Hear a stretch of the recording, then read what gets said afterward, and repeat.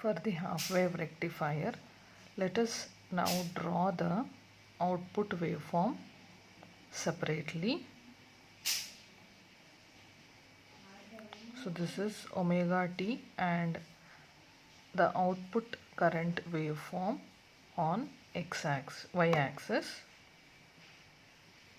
So this is how the output waveform will be for a half wave rectifier. This is 0, pi, 2 pi and 3 pi. Now this is the peak voltage, say peak current, say it is Im.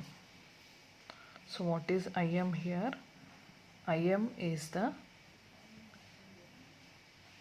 peak value of the output current or load current.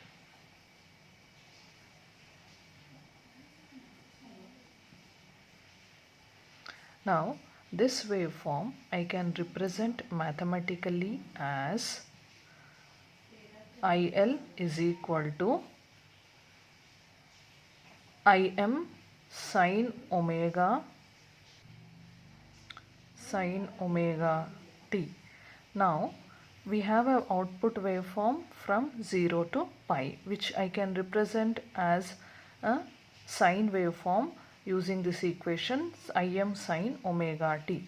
But from pi to 2 pi there is no output current or the output. So therefore I write this equation as IL is equal to Im sine omega t for 0 less than or equal to omega less than or equal to pi, and this load current is equal to 0 for omega t between pi and 2 pi.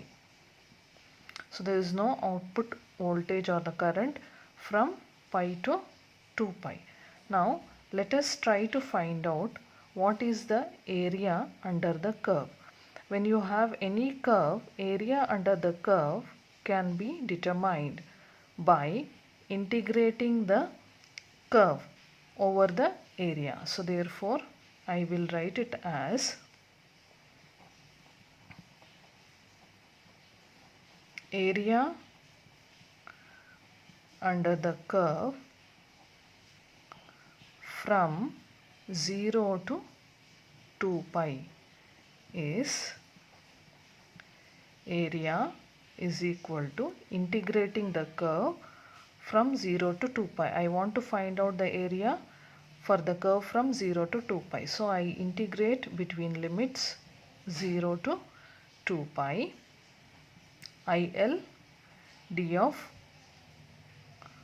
omega t, because the waveform we are representing it with IL. So this integral 0 to 2 pi, I can split it as integral 0 to pi IL d of omega t plus integral pi to 2 pi IL d of omega t. Now from this equation, from 0 to pi, the equation is Im sine omega t. From pi to 2 pi, it is 0. So therefore we will get 0 for this second term because IL is equal to 0, and from 0 to pi, IL is represented by Im sine omega t. So I substitute IL as Im sine omega t d of omega t. Here Im is constant, which is peak value of the current. So keeping Im as constant, integral of sine omega t is minus cos omega t. What are the limits? 0 to pi.